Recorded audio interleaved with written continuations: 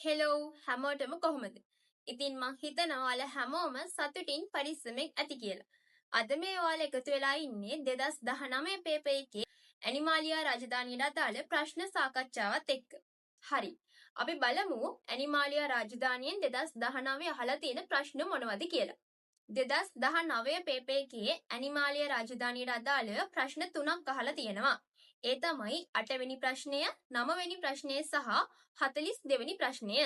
මුලින්ම අපි 8 වෙනි ප්‍රශ්නයට යමු. 8 ජීවීන්ගේ පරිණාමයේදී සීලෝමය ප්‍රථමයෙන්ම විකසනය වූයේ 1 ඇනලීඩාවන්ගේ, 2 ආර්ත්‍රොපෝඩාවන්ගේ, 3 මොලුස්කාවන්ගේ, 4 එකයිනොඩර්මේටාවන්ගේ, 5 කෝඩේටාවන්ගේ. මේ දේහ කුහරයක් ගැන අපි කතා කරන්නේ ත්‍රිප්‍රස්තර ජීවීන්ට විතරයි.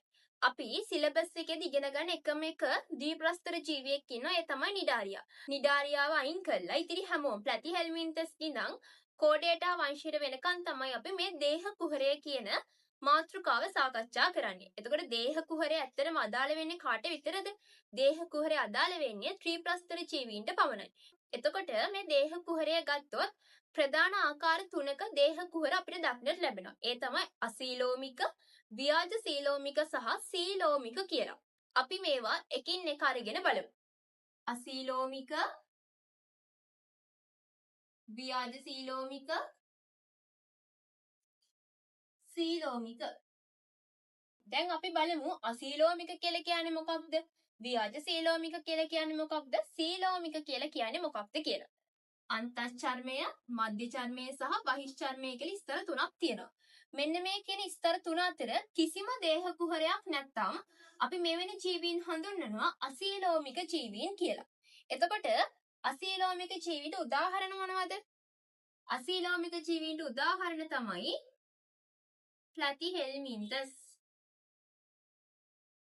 ව්‍යාජ සීලෝමිකයි කියලා හඳුන්වන්නේ දේහ කුහරය තියෙන්නේ මෙන්න මේ අන්තශ්චර්මය සහ මධ්‍ය චර්මය අතර නම්.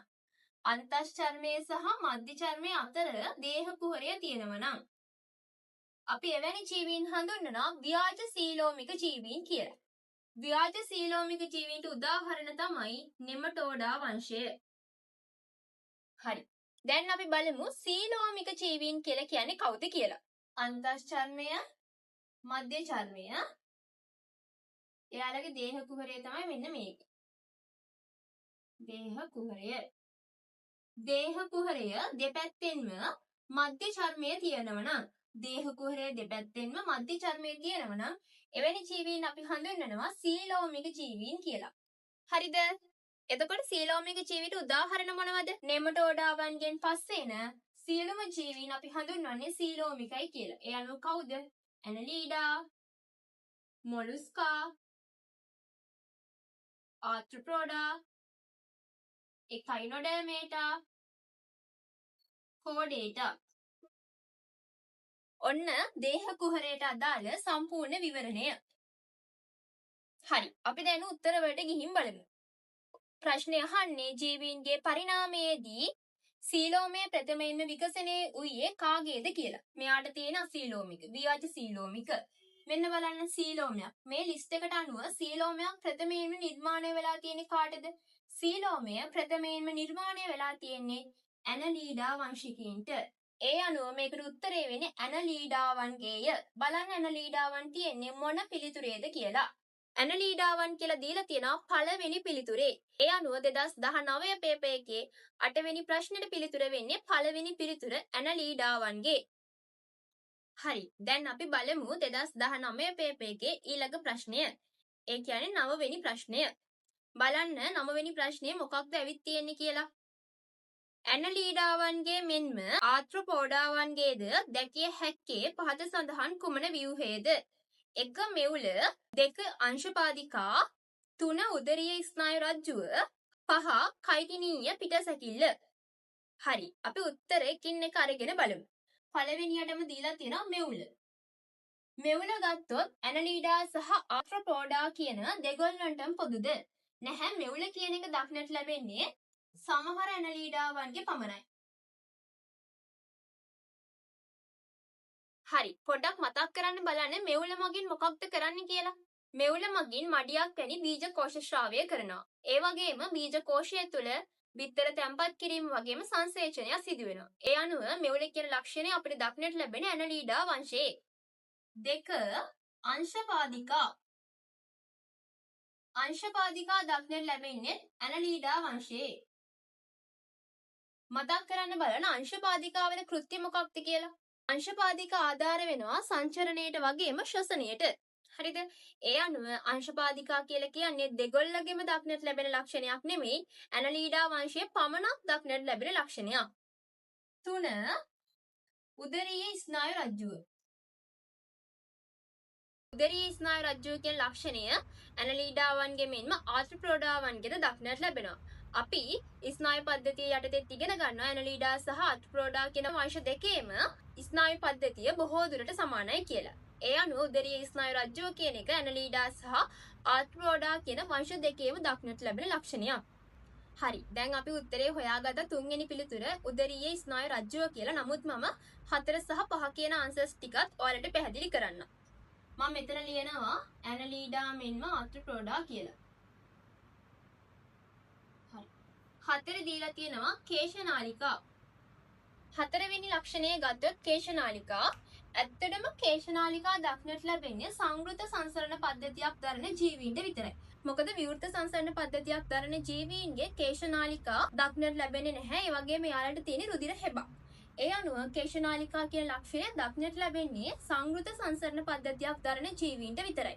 ඒ අනුව ඇනලීඩාවන්ට සංවෘත සංසරණ පද්ධතියක් තියෙන නිසා කේශනාලිකා කියන ලක්ෂණය ඇනලීඩා වංශයට අපිට ගන්න පුළුවන්. නමුත් ආර්ත්‍රෝඩාවන්ගේ කේශනාලිකා දක්නට ලැබෙන්නේ නැහැ. මොකද ආර්ත්‍රෝඩාවන්ට තියෙන්නේ විවෘත සංසරණ පද්ධතියක්. කේශනාලිකා කියන ලක්ෂණය දක්නට ලැබෙන්නේ ඇනලීඩා වංශයේ ජීවීන්ට විතරයි.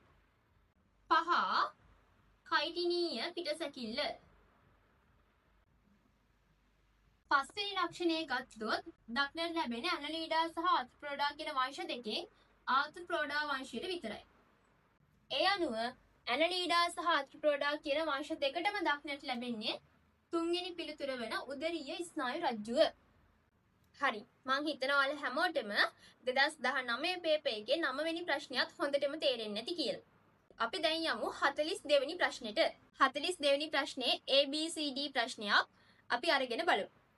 42 අභ්‍යන්තර සංසේචනයේ දක්වන සතුන් මෙන්ම බාහිර සංසේචනයේ දක්වන සතුන්ද අන්තර්ගත වන්නේ පහත සඳහන් කුමන වර්ගයේද? A දීලා තියෙන ඔස්ටික්ටියස්, B ඇම්ෆීබියා, C රෙප්ටීලියා, D කොන්ඩ්‍රික්ටියස්, E ආවේස්. සතුන්ගේ සංසේචනය ගතත් කොටස් දෙකකට වෙන් කරන්න පුළුවන්. අභ්‍යන්තර සංසේචනය සහ බාහිර සංසේචනය. මේ පිළිතුරට අදාළ වෙන්නේ පෘෂ්ඨවංශීන්ගේ සංසේචනය නිසා මම එයාලගේ සංසේචනය විතරක් මේ ප්‍රශ්නෙට අදාළව කියලා දෙන්නම්. හරි. අපි පෘෂ්ඨවංශීන්ගේ අභ්‍යන්තර සංසේචනය සහ බාහිර සංසේචනය අරගෙන බලමු.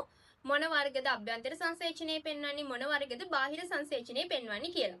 මේ පැත්තේ මම ලියන අභ්‍යන්තර සංසේචනය, මේ පැත්තේ ලියනවා මම බාහිර සංසේචනය. අභ්‍යන්තර සංසේචනය දක්වන ජීවීන් කවුද? කොන්ඩ්‍රික්ටියස්, ඔස්ටික්ටියස්, ඇම්ෆීබියා, ආවේස්, රෙප්ටීලියා, මැමේලියා. මෙන්න මේ කියන වර්ග ටික තමයි පෘෂ්ඨවංශීන්ගේ අභ්‍යන්තර සංසේචනය දක්වන වර්ග ටික වෙන්නේ. හරි. දැන් බලමු බාහිර සංසේචනය දක්වන්නේ කවුද කියලා. කොන්ඩ්‍රික්ටියස් බාහිර සංසේචනය දක්වනවා, ඔස්ටික්ටියස් බාහිර සංසේචනය දක්වනවා, ඇම්ෆීබියා බාහිර සංසේචනය දක්වනවා. දැන් ඔයාලට ප්‍රශ්නයක් ඇති ඇම්ෆීබියා බාහිර වගේම අභ්‍යන්තර සංසේචනය දක්වනවාද කියලා. හරි. මම ඔයාලට පෙන්නන්නම් රිසෝස් බුක් එකේ මේ වගන්තිය කොහෙද තියෙන්නේ කියලා. රිසෝස් බුක් එකේ ඇම්ෆීබියා වර්ගයේ ලක්ෂණ යටතේ බලන්න අන්තිම ලක්ෂණය. මේකේ තියෙනවා බොහෝ ඇම්ෆීබියාවෝ බාහිර සංසේචනය දක්වති. බලන්න රිසෝස් බුක් එකේ තියෙන වචනය බොහෝ ඇම්ෆීබියාවෝ. එතකොට සියලුම ඇම්ෆීබියාවෝ අභ්‍යන්තර සංසේචනය නෙමෙයි දක්වන්නේ බොහෝ ඇම්ෆීබියාවෝ. ඇම්ෆීබියා වර්ගයේ සමහරක් අය එතකොට මොකක්ද? බාහිර සංසේචනය දක්වනවා. ඔන්න බලන්න රිසෝස් බුක් එකේ එක වචනයකින් පිළිතුරු වෙනස් වෙන හැටි. හරි. දැන් අපි ප්‍රශ්නෙට යමුකෝ. ප්‍රශ්නය අහන්නේ අභ්‍යන්තර සංසේචනය වගේම බාහිර සංසේචනය පෙන්වන ජීවීන් කවුරුන්ද කියලා. බලන්න උත්තර. කොන්ඩ්‍රික් ටියස් ගත්තොත් අභ්‍යන්තර වගේම බාහිර සංසේචනයක් පෙන්වනවා. ඔස්ටික් ටියස් ගත්තත් ඒ දෙකම පෙන්වනවා. ඇම්ෆීබියා ගත්තත් අභ්‍යන්තර වගේම බාහිර සංසේචනය කියන දෙකම පෙන්වනවා. ඒ අනුව පිළිතුර වෙන්න ඕන ඔස්ටික් ටියස්, කොන්ඩ්‍රික් ටියස් සහ ඇම්ෆීබියා කියන පිළිතුරු ටික. බලමු තියෙනවද කියලා. A තියෙනවා ඔස්ටික් ටියස්. හරිනේ ඔස්ටික් ටියස් පිළිතුර අපිට ගන්න පුළුවන්. B ඇම්ෆීබියා, ඇම්ෆීබියාත් ගන්න පුළුවන්. C රෙප්ටීලියා, රෙප්ටීලියා දක්වන්නේ අභ්‍යන්තර සංසේචනය. ඒ අනුව C පිළිතුර අපිට අසත්‍ය පිළිතුරක් කියලා ගන්න පුළුවන්. D කොන්ඩ්‍රික් ටියස්, කොන්ඩ්‍රික් ටියස් ගත්තොත් අභ්‍යන්තර වගේම බාහිර සංසේචනය කියන දෙකම පෙන්වනවා. ඒ අනුව අපිට D පිළිතුරත් සත්‍යයි කියලා ගන්න පුළුවන්. E ආවේස් පෙන්වන්නේ අභ්‍යන්තර සංසේචනය. ඒ අනුව 2019 පේපර් එකේ 42 වෙනි ප්‍රශ්නෙට පිළිතුර වෙන්නේ A B D 1. හරි, මං හිතනවා ඔයාලා හැමෝටම 2019 පේපර් එකේ 8, 9 සහ 42 කියන ඇනිමාලියා රාජධානියට අදාළව සියලුම ප්‍රශ්න ටික තේරෙන්නේ නැති කියලා. විවරණ ලියන විදිය, ඒ වගේම අපි ප්‍රශ්නයකට උත්තර අයින් කරන්නේ කොහොමද, මේ හැමදේම ඔයාලට හොඳටම තේරෙන්නේ නැති කියලා මම හිතනවා. ඔයාලට මොනවා හරි ගැටලුවක් තියෙනවා නම් අනිවාර්යෙන් වීඩියෝ එක යටින් කමෙන්ට් කරන්න අමතක කරන්න එපා. එහෙනම් අපි 2020 පේපර් එකේ ඇනිමාලියා රාජධානියට අදාළ ප්‍රශ්න ටිකත් එක්ක ඊළඟ වීඩියෝ එකකින් හමු වෙමු. ගිහින් එන්න හැමෝටම සුබ දවසක්.